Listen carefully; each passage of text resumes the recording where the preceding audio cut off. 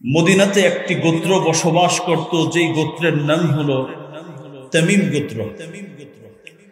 তামিম গোত্রের কয়েকজন লোক একদিন বসে তারা কিছু গুরুত্বপূর্ণ পরামর্শ শুরু করল। আমরাও বসি, আমাদের সমাজের, আমাদের এলাকার প্রতিটি 4 স্টলে প্রতিদিন সংসদ ভবন একটা একটা করে প্রতিষ্ঠা লাভ করে, যেখানে কবিরা গুনাহের ছড়াছড়ি হয়। আজকে 4 জন 5 জন আলেম একসাথে হলে জাতির ফিকির হয়, উম্মতের ফিকির করে। আর আলেমদের থেকে দূরে থাকা 5 জন মানুষ একসাথে হলে কিছু কবিরা গুনাহের সেখানে কি করে, কবিরা গুনাহের সয়লাব ঘটিয়ে দেয়। কয়েকজন ব্যক্তি একত্রিত হয়ে পরামর্শ শুরু করলো। বিষয়টি কি? আলোচ্য বিষয়টি ছিল, দেখো, বাসাবাড়ি নির্মাণ করব প্রত্যেকে নিজেদের চয়েস অনুযায়ী। কারণ বাসাবাড়ি ডিজাইন ভালো না লাগলে, একটা ডিজাইন ভালো না লাগলে পরিবর্তন করার সুযোগ আছে কি নাই? আপনার যদি মনে চায় 2টা রুম একসাথে করব, করার সুযোগ আছে কি নাই? এটার জন্য তেমন কোনো বড় সমস্যা। ডিজাইন একটা পছন্দ না হলে আরেক ডিজাইন করব। সাহাবায়ে কেরাম, তামিম গোত্রের সাহাবীরা একে অপরকে বলল, ভাই, বাসাবাড়ি আমরা আমাদের ডিজাইন অনুযায়ী করব, কৃষিকাজ সেটাও আমাদের মন মতো করব। তোমার যদি ধান চাষ করতে মনে চায় তুমি ধান চাষ করবে, আমার গম মনে চাইলে আমি গম চাষ করব। কিন্তু একটি বিষয়, সেটা হলো আমরা দ্বীনের কাজগুলো কিভাবে করব। এই দ্বীনের কাজগুলো তো নিজেদের মন গড়া করলে হবে না। দ্বীনের কাজ মন গড়া করলে হয়? আমার আগে আমার প্রিয় আবরার ভাই কথা বলেছেন গুরুত্বপূর্ণ বিষয় নিয়ে। দ্বীনি কাজ এটা এমন কোনো সুযোগ নেই যে কবরে যাওয়ার পরে সেখানে গিয়ে যখন শুনবো যে আমার নামাজ ঠিক ছিল না, আমার আকীদা ঠিক ছিল না, এটা নতুন করে সংশোধন করবার কোনো সুযোগ আছে? তো সাহাবায়ে কেরাম রিদওয়ানুল্লাহি তাআলা আলাইহিম আজমাইনের এই ছোট্ট জামাত, তারা পারস্পরিক পরামর্শ করলো, দেখো, দ্বীন তো সাধারণ কোনো বিষয় নয়। দ্বীন তো এমন এক বিষয় যেখানে একবার যদি হেরে যায় তাহলে সেখানে সফল হওয়ার, জিতার আর কোনো সুযোগ নেই। তো এই দ্বীন বিষয়ে আমরা আমাদের যার যেমনে মনে চায় সেমনে আমরা চলবো না, বরং আমরা আমাদের একজন ধর্মীয় লিডার নির্বাচন করব। তবে ধর্মীয় লিডারও নিজেরা মন গড়া নির্বাচন করব না, বরং আমাদের ধর্মীয় লিডার মনোনীত করে দিবেন বিশ্বনবী মুহাম্মদুর রাসূলুল্লাহ সাল্লাল্লাহু আলাইহি ওয়াসাল্লাম। যেই মানুষটার কাছে আমাদের ঈমান, আমল, আকীদা সবকিছু যার কাছ থেকে শিখব, সেই লোকটি নিজেরা যদি নির্বাচিত করি তাহলে এটা সঠিক হবে না, বরং বিশ্ব মানবতার মুক্তির দূত, পৃথিবীর সর্বকালের সর্বশ্রেষ্ঠ জ্ঞানী মুহাম্মদুর রাসূলুল্লাহ সাল্লাল্লাহু আলাইহি ওয়াসাল্লাম যদি মনোনীত করে দেন, নির্বাচন করে দেন, তবেই যথার্থ হবে। নিজেরা করলে এটা যথার্থ হবে না। মুহতারাম হাজিরিন, তামিম গোত্রের কয়েকজন লোক তাদের ধর্মীয় লিডার নির্বাচনের জন্য তারা চলে গেলেন রাসূল আকরাম সাল্লাল্লাহু আলাইহি ওয়াসাল্লামের খিদমতে। গিয়ে দেখেন আল্লাহর রাসূল সাল্লাল্লাহু আলাইহি ওয়াসাল্লাম আরাম ফরমাচ্ছেন, আর সাহাবায়ে কেরাম নবীজির ঘরের আশপাশে ঘুরু করতেছে। এটা নবীর সাহাবীদের একটা বড় চরিত্র হলো, তারা 24 ঘন্টার এমন একটি সময় ছিল না যেই সময়ে আল্লাহর নবীর খেদমতে কেউ না কেউ থাকত না। কেন তারা ঘর বাড়ি, ব্যবসা বাণিজ্য সবকিছুকে পিছনে রেখে রাসূলের খেদমতে তারা কেন বেশি থাকতেন? এর অনেক কারণ আপনাদেরকে উলামায়ে কেরাম বলবেন। আমি 2টো কারণ আপনাদেরকে বলে যাই। এক নাম্বার কারণ হলো সাহাবীরা সব সময় চিন্তা করতেন, আমি যদি একটু দূরে থাকি, নবীজি যদি তখন এমন কোন কথা বলেন যেই কথার মধ্যে আমার জাহান্নাম থেকে মুক্তির উপায় রয়েছে, আমার জান্নাতে যাওয়ার পথ রয়েছে, তাহলে তো আমি মাহরুম হয়ে গেলাম। এই জন্য প্রতিটি সাহাবী চেষ্টা করতেন প্রয়োজনীয় কাজের পরের সব থেকে বেশি সময় আমি নবীজির খিদমতে দিই। সুবহানাল্লাহ। এটা ছিল একটি কারণ। দ্বিতীয় কারণ, মক্কাতে ছিল নবীজির দুশমন মুশরিক বৃন্দ, আর মদিনায় ছিল ইহুদি, মুসলমানদের চিরশত্রু ইহুদি সম্প্রদায়। তারা যেন কোনো সময় নবীজির উপর আক্রমণ করে, অতর্কিত আক্রমণ করে বসতে না পারে। আপনাদেরকে একটি হাদিস বললে খুব ভালো বুঝবেন। একজন সাহাবী, নাম তার রবিআ রাদিয়াল্লাহু তাআলা। রবিআ সাহাবী বড় ট্যালেন্ট সাহাবী ছিলেন, বড় বিচক্ষণ সাহাবী ছিলেন, নবীর বড় আশিক ছিলেন। তিনি রাতের বেলায় যখন সাহাবায়ে কেরামের জামাত কমতে কমতে যখন পাতলা হয়ে যেত, কখনো এমন হতো যে নবীর খেদমতে একজন দুইজনের বেশি সাহাবী নেই বা কেউ নেই, ঠিক ওই মুহূর্তে হযরতে রবিআ নবীজির খেদমতে চলে আসতেন। সারা রাত জাগ্রত থাকতেন। যখন ঘুমকে আর নিয়ন্ত্রণ করতে পারতেন না, হযরতে রবিআ রাদিয়াল্লাহু তাআলা আনহু নবীজি যেই ঘরে আরাম করতেন, ওই ঘরের দরজার মধ্যে টেক লাগায় ঘুমায় থাকতেন। কারণ নবীজি দরজা খুললে যেন সাথে সাথে তিনি জাগনা পেয়ে যান। নবীজির পানি, ইস্তেনজা, কোনো কষ্ট যেন নবীজির করতে না হয়, এই জন্য হযরতে রবিআ রাদিয়াল্লাহু তাআলা আনহু নবীজির দরজার মধ্যে বসে থাকতেন। একদিন নবীজি জিজ্ঞেস করলেন, রবিআ, সবাই ঘুমায়, তোমার কি ঘুম ঠুম আসে না? হযরতে রবিআ বললেন, ইয়া রাসূলুল্লাহ, ঘুম তো আসে, ঘুম তো আসে, আমিও তো মানুষ। যখন আমি আরামের ঘুম দেবার জন্য বিছানায় শায়িত হই, তখনই আমার মনে এই কথার উদ্রেক ঘটে যে হতে পারে আজকের রাত্রেই মুসলমানদের চিরশত্রু ইহুদিরা আমার রাসূলের জানের উপর কোনো আক্রমণ করে বসতে পারে। আর কিয়ামতের মাঠে আমার একটু আরামের জন্য নবীজির যদি জানের উপর কোনো হামলা হয়, কাল কিয়ামতের মাঠে আল্লাহর আদালতে নবীর উম্মত বলে পরিচয় দেওয়ার কোনো মুখ আমার থাকবে না। এই জন্য আমি আপনার খেদমতে বসে থাকি। একদিন হযরতে রবিআ রাদিয়াল্লাহু তাআলা আনহু ইস্তিনজার পানি এগিয়ে দিলেন। নবীজি ওযু করলেন। ওযুর পরে হযরতে রবিআকে বলেই ফেললেন, রবিআ, আমি তোমার প্রতি বড় খুশি, আমি তোমার প্রতি বড় সন্তুষ্ট। আজকে আমি তাহাজ্জুদের নামাজের পরে তোমার জন্য একটা স্পেশাল দোয়া করব। কি দোয়া করব বলো তো? তোমার কি চাওয়ার আছে বলো? হযরতে রবিআ রাদিয়াল্লাহু তাআলা আনহু চোখের পানি ছেড়ে দিয়ে আল্লাহর হাবিব সাল্লাল্লাহু আলাইহি ওয়াসাল্লামকে বলেন, ইয়া রাসূলুল্লাহ, আমার কোনো দাম ছিল না, ঈমান আমার মালিক দান করেছেন, দাম হয়ে গেছে। পৃথিবীর বহু মুমিন আছে, যেই মুমিন শুধু ঈমানের মর্তবা, মুমিনের মর্তবা পাবে, কিন্তু আমাদের আরেকটা মর্তবা হলো আমরা নবীর সাহাবী। একজন শুধু মুমিন, আরেকজন নবীর সাহাবী, মর্যাদা আরো বেশি। বর্তমান পৃথিবীর তামাম পৃথিবীর সব থেকে বড় মুত্তাকি মানুষকে এক পাশে রাখলে নবীর সাহাবী, অসংখ্য অগণিত সাহাবীর সর্বনিম্ন সাহাবীকে আরেক পাশে রাখলে সমান হবে? আমি সেদিকে যাব না, আমার মূল কথা অন্যদিকে। যেহেতু এই বিষয়ে কথা বলেছেন ভাই আবরার সাহেব,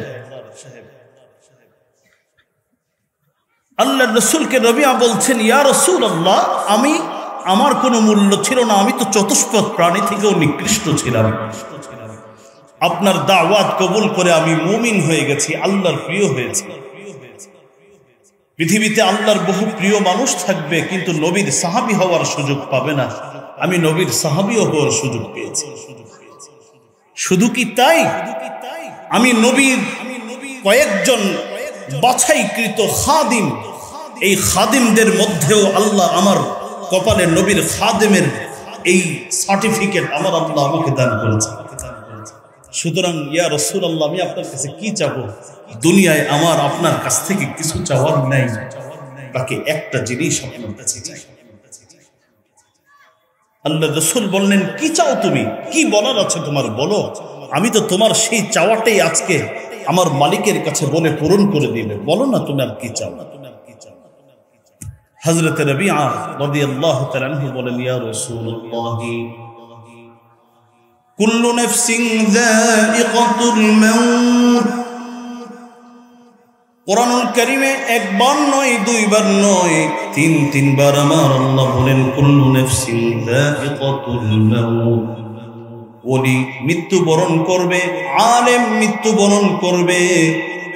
শাইখুল ইসলাম থাকতে পারে নাই, মুফতি আমিনী শাইখুল হাদিস কেউ থাকতে পারে নাই। আদম নবী থেকে নিয়ে মুহাম্মাদুর রাসূলুল্লাহ সাল্লাল্লাহু আলাইহি ওয়াসাল্লাম পর্যন্ত পৃথিবীতে কেউ চিরকাল থাকতে পারে নাই।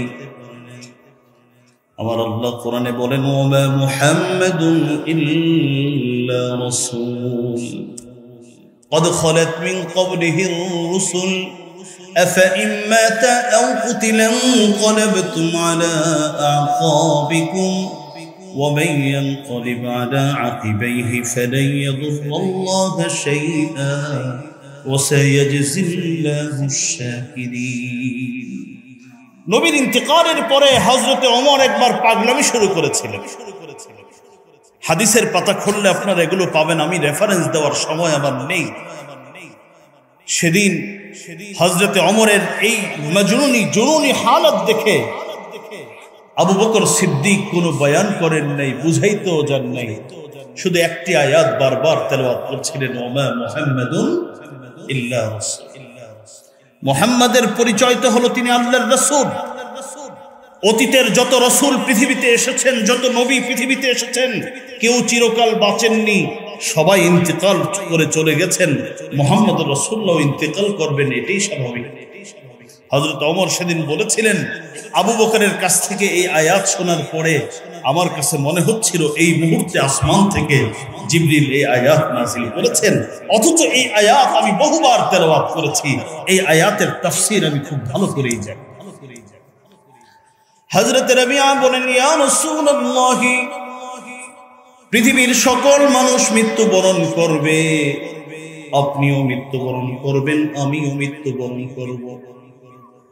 আপনার পরিচয়, আপনি হলেন ইমামুল আম্বিয়া, আপনি ইমামুল মুরসালিন, আপনি সকল মুত্তাকিনদের সরদার হবেন। আপনি আদম নবী, বাবা আদমের সরদারি আপনি জান্নাতে করবেন। ইব্রাহিম নবীর সরদারি আপনি জান্নাতে করবেন। সকল নবীর সরদার হবেন আমার আপনার নবী মুহাম্মাদুর রাসূলুল্লাহ সাল্লাল্লাহু আলাইহি ওয়াসাল্লাম। আল্লাহর রাসূলকে রবিআ বলেন, ইয়া রাসূলুল্লাহ, কিন্তু আমার পরিচয় কি? দুনিয়াতে আমার পরিচয় আমি সাহাবী, দুনিয়ায় আমার পরিচয় আমি খাদিমুর রাসূল, কিন্তু কবরে তো খাদিমুর রাসূল বললে কোনো লাভ হবে না, সাহাবী বলেও কোনো লাভ হবে না। আমার সেদিন বিচার হবে, হতে পারে আমি জান্নাতি হব, আবার হতে পারে আমি জাহান্নামী হব। মুহতারাম হাজিরিন, একটু বুঝার কথা, এটা সাহাবীদের দিলের ভয়, কিন্তু নবী বলেছেন আমার সাহাবীরা জান্নাতি।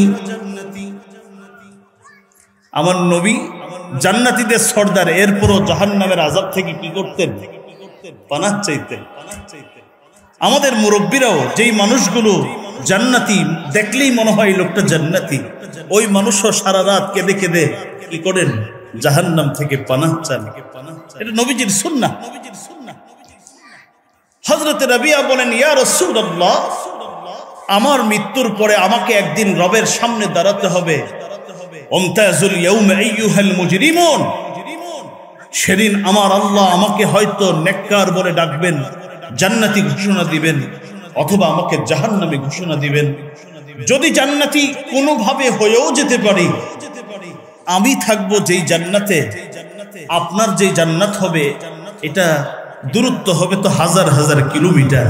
কারণ আপনি হবেন জান্নাতীদের সরদার, জান্নাতুল ফিরদৌসের সরদার আপনি হবেন। আর আমার জান্নাত যে কি হয় আল্লাহই জানে। আমি সেদিন যেন আপনি যেই জান্নাতে থাকবেন ওই জান্নাতের আমার বেশি বালাখানা দরকার নেই, আমার বেশি কিছু দরকার নেই। আমি শুধু ওই জান্নাতে একটু দাঁড়ানোর ঠাইটা আপনার কাছে চাই। আপনি একটু মালিককে বলে আমার জন্য এটা মঞ্জুর করায় দেবেন। নবীজি বললেন ঠিক আছে, এই দোয়া করব। এরপরে আর কি চাওয়ার আছে? দ্বিতীয়বারও আল্লাহর রাসূলকে হযরত রাবিয়া স্পষ্ট বলে দিলেন, ইয়া রাসূলুল্লাহ, প্রথমবার যা চেয়েছি দ্বিতীয়বারও তাই চাচ্ছি। তৃতীয়বার নবীজি বললেন, কারণ জান্নাত তো কনফার্ম হয়ে গেল, তাও সাধারণ জান্নাত নয়, জান্নাতুল ফিরদাউস কনফার্ম। নবীজি তৃতীয়বার বললেন, এরপরে কিছু চাওয়ার আছে কিনা তোমার? কারণ তিনি অনেক গরিব সাহাবী ছিলেন। হযরত রাবিয়া সেদিন কেঁদে বললেন, ইয়া রাসূলুল্লাহ, আপনি তিনবার কেন, 1000 বারও যদি আমাকে জিজ্ঞেস করেন আমি 1000 বার একটাই বলবো, আমি 1000 বার একটাই দাবি করব, আমি যেন আপনার সাথে জান্নাতে থাকতে পারি। আল্লাহর রাসূল সাল্লাল্লাহু আলাইহি ওয়াসাল্লাম বললেন, তাহলে তোমাকেও আমি একটা আমল শিখাই দেই। পৃথিবীতে যেই মানুষটা নিজেকে সবথেকে বেশি ছোট করতে জানে রবের সামনে, আমার আল্লাহ তাকে স্থান দিবেন সর্বোচ্চ জান্নাতে। সবথেকে ছোট বানানোর উপায় হলো ফাইন্নি বিকাসরাতিস সুজুদ, সিজদার মাধ্যমে বেশি বেশি করে নিজের মাথাটা, শরীরের সবথেকে দামি অঙ্গটা আল্লাহর কুদরতি কদমে যে বেশি ফেলবে, ওই মানুষটাকে আমার আল্লাহ জান্নাতে বেশি উপরে স্থান দান করবেন। মুহতারাম হাজিরিন, আমি যেই কথাটুকু বলতে চাচ্ছি, তামিম গোত্রের লোকেরা চলে আসলো, এসে দেখেন নবীর সাহাবীরা ঘুরু ঘুরু করছেন। সাহাবীদের মধ্যে আবু বকর, ওমরের মতো সাহাবীও আছেন। আবু বকর জিজ্ঞেস করলেন, তুমি কেন আসছো তোমরা? তারা জবাবে বললেন, আমরা ধর্মীয় নেতা নির্বাচন করতে এসেছি। আচ্ছা, তাহলে তো তোমাদের বংশে, তোমাদের গোত্রে একজন ব্যক্তি আছেন, নাম তার কাকা। একজন ধর্মীয় লিডার হওয়ার জন্য যত ধরনের গুণ থাকা দরকার সব তার মধ্যে আছে। তোমরা তাকে যদি অনুসরণ করতে পারো, তোমাদের গন্তব্য হবে জান্নাত। হযরত ওমর বললেন, না না না, আমার ভিন্ন পরামর্শ আছে। কাকা থেকে বেশি উপযুক্ত আরেকজন ব্যক্তি আছেন, নাম তার আকরা। তাকে তোমরা ধর্মীয় লিডার নির্বাচন করলে জান্নাত যা হোক বেশি সহজ হবে। হযরত আবু বকর রাদিয়াল্লাহু তাআলা আনহু হযরত ওমর ইবনুল খাত্তাব রাদিয়াল্লাহু তাআলা আনহুকে, ঠান্ডা মানুষ তো গরম হয়ে গেছে, বলে, ওমর, আমি একজন ব্যক্তির নাম এখানে প্রস্তাব করলাম, তুমি আরেকজন ব্যক্তির নাম প্রস্তাব করলে, এটা তো বিরোধিতার জন্যই প্রস্তাব করেছ। আমি যে লোকটার নাম প্রস্তাব করেছি যোগ্যতার বিবেচনায় তোমার প্রস্তাবকৃত নামের থেকে তিনি অনেক বেশি যোগ্য। তুমি আমার সাথে এই প্রস্তাব, আমার বিপরীত কেন প্রস্তাব দিতে গেলে? দুজনের কথা চলছে, এখনো কথা শেষ হয়নি। আমার আল্লাহ কোরআনের আয়াত বানায় নাযিল করলেন। সূরাতুল হুজুরাতের প্রথম আয়াত, দ্বিতীয় আয়াত নাযিল করলেন। আল্লাহ বলেন, ইয়া আইয়ুহাল্লাযীনা আমানু লা তুকদ্দিমু বাইনা ইয়াদাইল্লাহি ওয়া রাসূলিহি ওয়াত্তাকুল্লাহ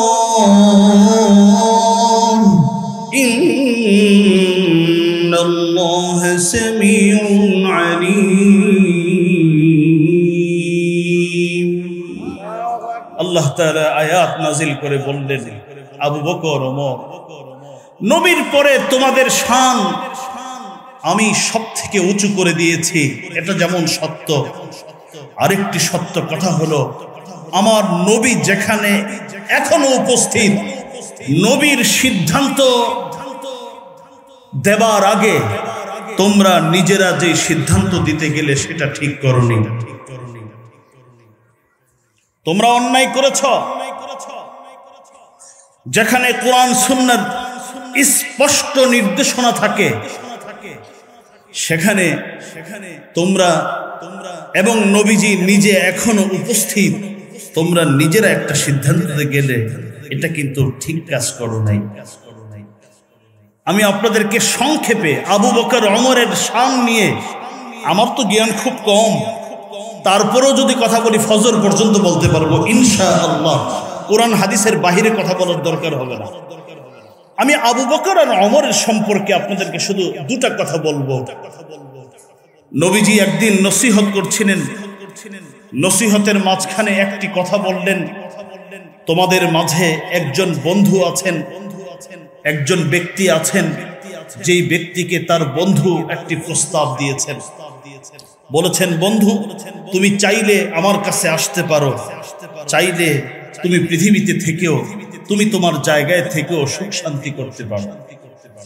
এতটুকু নবীজির মুখ থেকে বের হলো, হযরতে আবু বকর কান্না শুরু করে দিলেন। সাহাবায়ে কেরাম আবু বকরকে খোঁচা দিয়ে বলে, আবু বকর কান্না করো কেন? এখানে কান্নার কি কথা আসছে?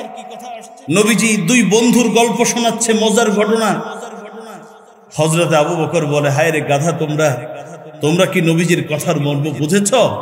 দুই ব্যক্তির যেই কথা বলা হয়েছে, দুইজনের কথা, পৃথিবীর একজন আরেকজন অন্যদিকে, এই দুজনের একজন হচ্ছেন মুহাম্মদুর রাসূলুল্লাহ সাল্লাল্লাহু আলাইহি ওয়াসাল্লাম, আরেকজন হচ্ছেন আমার তোমাদের সকলের রব আল্লাহ সুবহানাহু ওয়া তাআলা।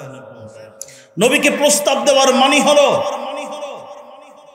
নবী চাইলে আল্লাহর কাছে চলেও যেতে পারেন, চাইলে পৃথিবীতে আরো কিছুদিন থাকতেও পারেন, কিন্তু বন্ধু তো বন্ধুর কাছে চলে যাওয়ার সিদ্ধান্ত নিয়েছে, তার মানে অল্প সময়ের মধ্যে আল্লাহর রাসূল ইন্তেকাল করে আমাদের কাছ থেকে বিদায় নেবেন।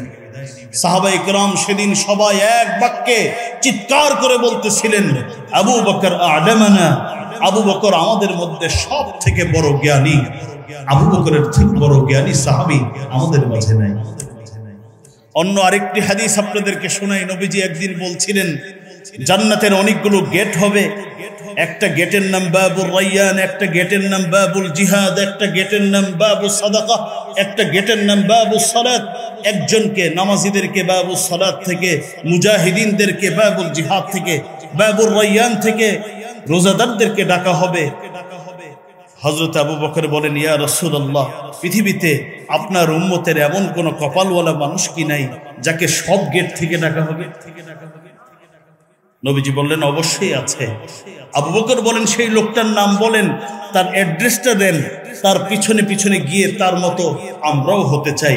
আবু বকর বলেন, আল্লাহর রাসূল বলেন, তোমাদের দূরে যাওয়ার দরকার নাই, ও আমার সাহাবীরা, সেই লোকটার নাম আবু বকর, যাকে জান্নাতে নেবার জন্য জান্নাতের প্রতিটি গেট প্রতিযোগিতা শুরু করে। আর ওমর, যেই দুজনকে আমার আল্লাহ ধমকি দিয়েছেন আমার বন্ধু থাকা অবস্থায় কথা বলবেন না, ওমরের কথা আর কি বলবো। বুখারীর হাদিস, ওয়াফাকতু রাব্বি ফি সালাস, আমি জমিনে কথা বলেছি আর আমার কথাগুলোকে আমার আল্লাহ আসমানে নিয়ে রিফাইন করে তিন জায়গায় কোরআনের আয়াত নাজিল করেছেন। واتخذوا من مقام إبراهيم مصلى يا أيها النبي قل لأزواجك وبناتك النبي أولى بالمؤمنين। বিভিন্ন আয়াতে সেই আলোচনা আছে। এত বড় এত জ্ঞানী সাহাবীদেরকেও রাসূল বলে দিলেন, খবরদার, আল্লাহ বলে দিলেন, আমার রাসূল থাকার পরে তোমরা নিজেরা কথা বলো। মুমিনের আওয়াজে জবান ছেড়ে দিয়ে সকলেই বলি, আমাদের রব একজন, তিনি হলেন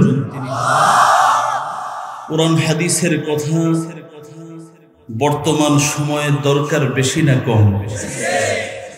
গত ১৫০০ বছরের যে কোনো সময়ের তুলনায় কোরআন সুন্নাহর আলোচনা এখন সময়ের দাবি হয়ে পড়েছে। কয়েকজন ঠিক বলছেন, বাকিরা কি ব্যাঠিকের পক্ষে? আপনারা বলেন না কেন? রাসূলুল্লাহ সাল্লাল্লাহু আলাইহি ওয়াসাল্লাম বলেছেন, এমন একটি সময় আসবে ঘর থেকে পরিপূর্ণ মুমিন হয়ে ঘর থেকে বের হবে, কিন্তু বাহিরের পরিবেশ এত জঘন্য থাকবে, বাহিরের পরিবেশ ঈমান বিধ্বংসী থাকবে যে পরিপূর্ণ মুমিন ঘর থেকে বের হয়েছে, কিন্তু পুনরায় যখন ঘরে ফিরেছে তখন আর ঈমান নিয়ে ফিরতে পারেনি। রাতের বেলা যোগ্য বিদগ্ধ আলিমদের আলোচনা শুনবে, ঈমান তাজা করবে, ঈমান নবায়ন করে ঘরে ঢুকবে, কিন্তু ইউটিউব এবং গুগল মুফতিদের কথা শুনে ঘরের শোয়া অবস্থায় সে কি করবে? ঈমান নষ্ট করে ফেলবে। আমার কাছে মনে হয় ওই হাদিসটি বর্তমান সময়ের আমাদের চিত্র দেখে, আমাদের ঈমান আমলের চিত্র দেখে দেখে রাসূলুল্লাহ সাল্লাল্লাহু আলাইহি ওয়াসাল্লাম বলেছেন। মুহতারাম হাজিরিন, সময় খুব কম, আমারও আরো একাধিক জায়গায় যেতে হবে। এখানে অনেক বন্ধু, বড় ভাই, ছোট ভাই অনেকে আছেন, কারোর নাম বলবো না, আলোচনা সময় নষ্ট করব না। আমি আপনাদের সম্মুখে কোরআনুল কারীম 26 নম্বর পারার সূরাতুল হুজরাতের প্রথম দুটো আয়াত তেলাওয়াত করেছি। আমি আয়াতটা আবারও তেলাওয়াত করছি, যারা পারেন আমার সাথে পড়েন। يا أيها الذين آمنوا لا تقدموا بين يدي الله ورسوله واتقوا الله إن الله سميع عليم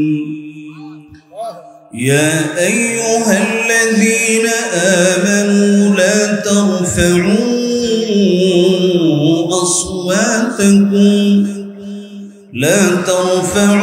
أصواتكم فوق صوت النبي ولا تجهروا له بالقول كجهر بعضكم لبعض أن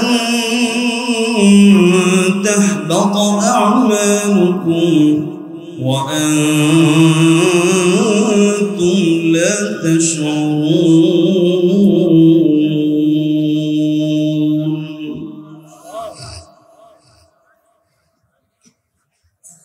আয়াত দুটোর মধ্যে মহান আল্লাহ রাব্বুল আলামিন মুসলিম জাতিকে দুটো শিক্ষা দিয়েছেন। শিক্ষাগুলো বোঝার জন্য শুরুতেই আমি আপনাদের কাছে এই আয়াত দুটো নাজিল হওয়ার শানে নজুল প্রেক্ষাপট নিয়ে আলোচনা করতে চাই। ১৫০০ বছর পূর্বে একটি যুগ ছিল, যেই যুগে বর্তমান সময়ের মতো এত টেকনোলজির ব্যবহার ছিল না, যেই জমানায় এত উঁচু উঁচু বিল্ডিং ছিল না, মাদানী আজহারি দেওবন্দীদের এত ছড়াছড়ি ছিল না, যেই জমানায় বর্তমান আধুনিকতার কোনো ছোঁয়া যখন ছিল না, সব কিছু থেকে তারা বঞ্চিত থাকলেও তাদের একটা জিনিস ছিল, তার নাম হলো ঈমান এবং তাকওয়া। মুহতারাম হাজিরিন, সময় তো একেবারেই নেই, একটা কথা আপনাদেরকে একটা ঘটনা শোনাই, এটাও হাদিস, আপনাদের ভাষায় বলি। আবু বকর ওমর দুইজনেই তাহাজ্জুদের নামাজ পড়তেন। একজন জোরে জোরে তেলাওয়াত করতেন তাহাজ্জুদের মধ্যে, আরেকজন আস্তে আস্তে তেলাওয়াত করতেন। আবু বকর আস্তে আস্তে আর ওমর জোরে জোরে। একদিন ওমর জিজ্ঞেস করলেন, আবু বকর, পৃথিবীতে কোরআনের থেকে সত্য কথা আছে কি? আস্তে আস্তে কোরআন পড়ো কেন? জোরে জোরে পড়বা। ওমর জোরে জোরে পড়ে। আবু বকর বললেন, ওমর, রাতের বেলা মানুষের ঘুম ঠুম আছে, এরকম চিৎকার করে কোরআন পড়ো কেন? দুজন একজন আরেকজনের সাথে, যার জন্য তেলাওয়াত করি, আমি যার সাথে কথা বলি, আমার আল্লাহ তো আস্তে কথাও শোনেন, জোরে কথাও শোনেন, এনার্জি নষ্ট করবো কেন? আচ্ছা ঠিক আছে, ওমর তুমি এরকম বিকট আওয়াজে, বড় আওয়াজে কোরআন পড়ো কেন? হযরত ওমর বললেন, আমি একা জান্নাতে গেলে তো হবে না, তাহাজ্জুদ আমি একা পড়বো কেন? আশপাশে সবাই উঠাই দেব, সবাই মিলে জান্নাতে যাও। হযরত ওমর এই কথা বলার পরে নবীজি বললেন, দুইজনেই থামো। তখনও কিন্তু আল ইয়াউমা আকমালতু লাকুম দীনাকুম আয়াত নাজিল হয়নি। মুহতারাম হাজিরিন, সময়ের স্বল্পতার কারণে আমার পুরো কথা আপনাদেরকে শুধু ইঙ্গিত দিয়ে যাব। তখন আল ইয়াউমা আকমালতু লাকুম দীনাকুম ওয়া আতমামতু আলাইকুম নি'মাতি ওয়া রাদিতু লাকুমুল ইসলাম দীনা আয়াত নাজিল হয়নি। আমার নবী হাতে কলমে আবু বকর, ওমর থেকে শুরু করে লক্ষাধিক সাহাবীকে দ্বীন পরিপূর্ণ শিক্ষা দিয়ে এরপরেই আরাফার মাঠে সেই ঐতিহাসিক ভাষণ দিয়েছিলেন। এবং এরপরেই আমার আল্লাহ বলে দিয়েছিলেন, আল ইয়াউমা আকমালতু লাকুম দীনাকুম ওয়া আতমামতু আলাইকুম নি'মাতি। কারণ আমার আল্লাহ জানেন কিয়ামতের আগ দিয়ে এমন কিছু স্কলার বের হবে যারা নবী, আমাদের গ্রাম্য ভাষায় বলে আতি চুরি, পাতি চুরি, এরপরে রাজার বাড়ির হাতি চুরি। একবার আলেম, একবার দেওবন্দি, এরপরে আকবরিয়ে সাহাবী, এরপরে আকবরিয়ে নবী, এরপরে কোরআন সুন্নাহ যা আছে, এক পর্যায়ে আল্লাহ মাফ করুক, আমার আল্লাহর বিরুদ্ধে কথা বলতে তারা পিছপা হবে না। এটা আমার আল্লাহ খুব ভালো করেই জানেন। এই জন্যই আমার আল্লাহ আয়াত নাযিল করে বলেছেন, আল ইয়াউমা আকমালতু লাকুম দীনাকুম ওয়া আতমামতু আলাইকুম নি'মাতি। নবীজি শুনলেন আবু বকর ওমরের কাছ থেকে, শুনে আবু বকরকে বললেন, আবু বকর, তাহাজ্জুদের নামাজের তেলাওয়াত তো বড় মজাদার তেলাওয়াত, এত আস্তে পড়ো না, ভলিউমটা একটু বাড়ায় দাও, ইরফা সাউতাক।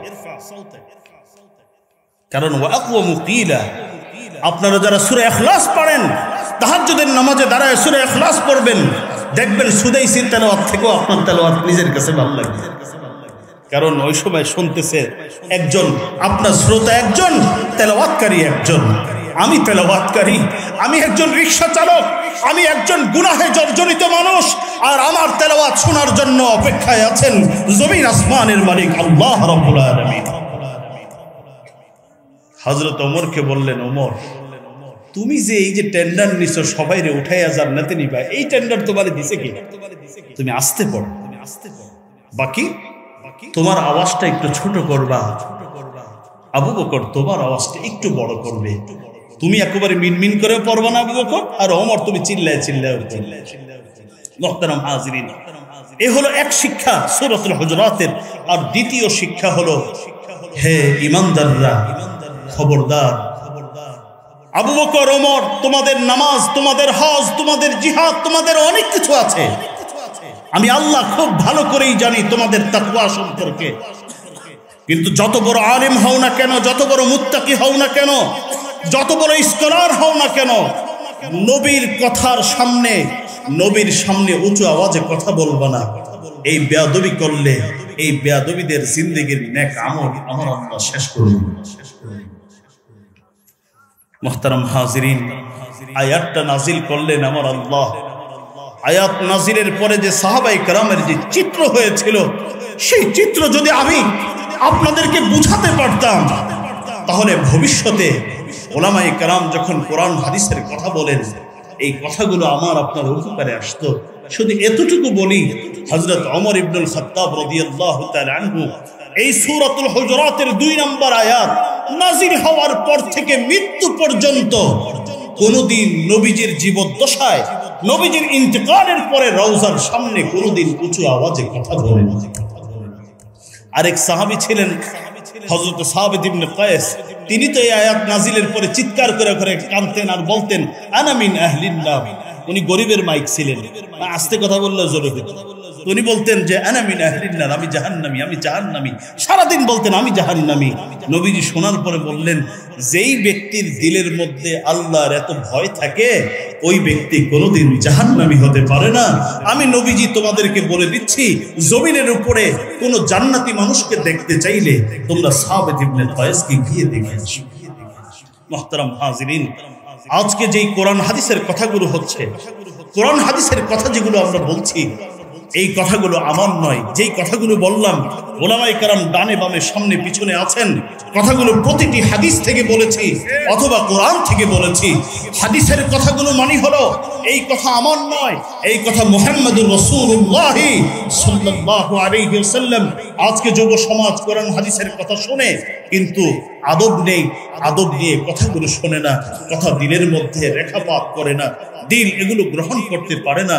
আজকে তো যুগ এমন এসেছে ওলামায়ে কেরামের সামনে কোরআন হাদিসের কথা শুনবে তো দূরের কথা, ওলামায়ে কেরামের মুখের সামনে থেকে মাইক ছিনিয়ে নিয়ে কথা বলাকে আমাদের যুব সমাজ বেশি পছন্দ করে, আমাদের জনপ্রতিনিধিরা বেশি পছন্দ করে।